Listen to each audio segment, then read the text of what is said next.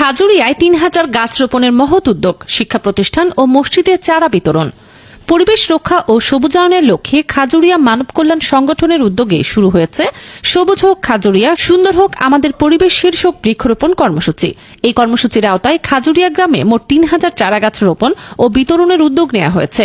অনুষ্ঠানের শুরুতে মরহুম আলহাজ মৌলভী শাহ ইব্রাহিম রাদিয়াল্লাহু আনহুর কবর জিয়ারত ও দোয়ার মাধ্যমে বৃক্ষরোপণ কার্যক্রমের উদ্বোধন করা হয়।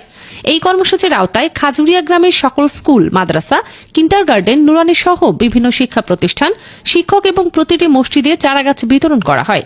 পাশাপাশি শিক্ষার্থীদের মাঝেও পরিবেশ সংরক্ষণে সচেতনতা বৃদ্ধির লক্ষ্যে গাছ রোপণে উৎসাহিত করা হয়। অনুষ্ঠানে সংগঠনের সভাপতি কামাল হোসেন, বিশেষ অতিথি সেনাবাগ থানার officer in charge Abdur Rahim, senior সহসভাপতি মীর মানিক, সাধারণ সম্পাদক ফরহাদ মজুমদার, উপদেষ্টা মোহাম্মদ আব্দুস সাত্তার এবং সাংগঠনিক সম্পাদক শামসুদ্দোহা সোহাগ উপস্থিত ছিলেন। এছাড়া হাজী আব্দুল মান্নানের সভাপতিত্বে ও মীর মানিকের সঞ্চালনায় আয়োজিত অনুষ্ঠানে প্রধান অতিথি হিসেবে উপস্থিত ছিলেন মুক্তার হোসেন পাটোয়ারি। বিশেষ অতিথি ছিলেন জনাব আব্দুল হক সুমন, ২ নম্বর কেশারপাড় ইউনিয়নের প্রতিনিধি।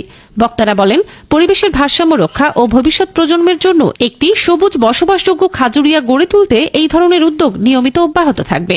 সমাজের সকল শ্রেণী পেশার মানুষকে বৃক্ষরোপণে এগিয়ে আসারও আহ্বান জানান তারা।